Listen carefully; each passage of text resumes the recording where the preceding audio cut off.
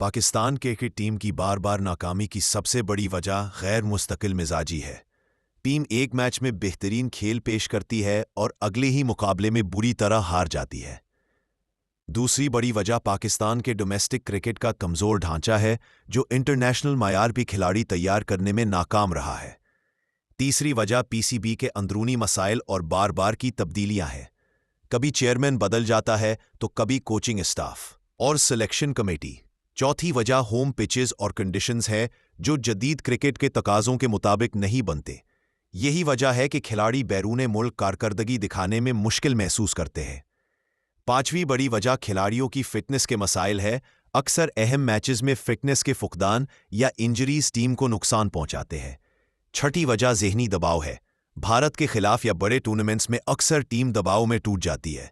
ساتویں بڑی وجہ یہ ہے کہ پاکستان جدید کرکٹ کے تقاضوں سے پیچھے رہ گیا ہے۔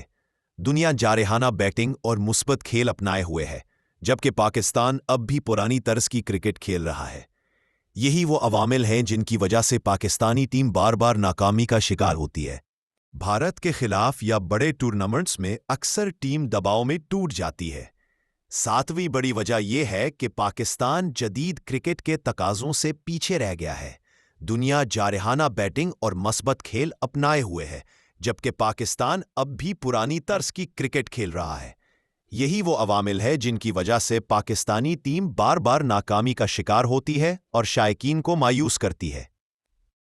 پاکستان کرکٹ ٹیم کی بار بار ناکامی آج ہر شائق کرکٹ کا سب سے بڑا سوال بن چکی ہے۔ جب بھی پاکستان میدان میں اترتا ہے تو کروڑوں دلوں کی دھڑکنیں تیز ہو جاتی ہیں۔ لوگ امید کرتے ہیں کہ آج کچھ نیا ہوگا، لیکن اکثر یہ امیدیں مایوسی میں بدل جاتی ہیں۔ آخر ایسا کیوں ہے کہ ٹیلنٹ سے بھرپور یہ ٹیم اپنی صلاحیت کے مطابق نتائج نہیں دے پاتی؟ اس کی کئی بڑی وجوہات ہیں جن پر غور کرنا نہ صرف ضروری ہے بلکہ فوری اصلاح بھی وقت کی اہم ضرورت بن چکی ہے۔ سب سے پہلی اور بنیادی وجہ ہے غیر مستقل مزاجی۔ پاکستانی ٹیم ایک دن کسی بڑی ٹیم کو دھول چٹا دیتی ہے اور اگلے ہی دن ایک معمولی ٹیم کے ہاتھوں شکست کھا جاتی ہے۔ یہی غیر یقینی کارکردگی شائق